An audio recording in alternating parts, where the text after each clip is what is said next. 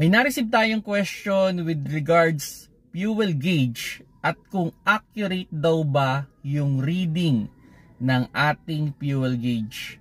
Hello mga paps, I'm Kuya Shane, and technically hindi siya sobrang accurate in terms of liter.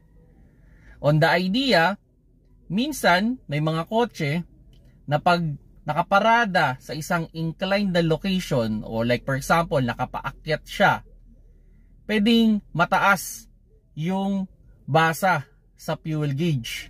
Pag siya naman ay nakapababa, mababa yung basa sa fuel gauge. Malalaman nyo talaga na yung pinaka-accurate niya o sabihin na natin yung pinaka-stable na fuel gauge natin pag nasa pantay na tayo. Kasi ang idea niyan, kung masisilip ninyo yung loob ng fuel tank, para yang may floaters. Kung bagay yung nakikita nyo sa inidoro, meron yan doon na tumataas, bumababa. So nakadepende yung gauge natin doon sa pagtaas or pagbaba ng floaters natin. Kaya kung medyo pababa o paakyat yung ating sasakyan, hindi ganun siya ka-accurate. Actually, nagmula tong question na to doon sa low fuel.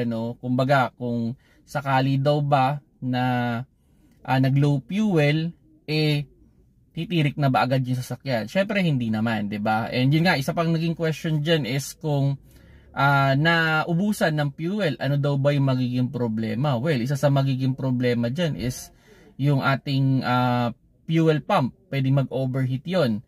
Then kung sakaling talagang makakahigop siya ng mas maraming mga kung ano-ano diyan sa loob ng ating fuel tank, pwedeng mas mabilis dumumi yung ating fuel filter, or worse, pag yan ay pumasok pa sa ating fuel line, pwedeng mabarahan o masira din yung ating mga injector. So as much as possible sana mga paps, pag nasa 1/4 na, mag-gas up na tayo, huwag na natin paabutin dun sa low fuel para ma-avoid din natin yung pwedeng maging sira sa ating sasakyan.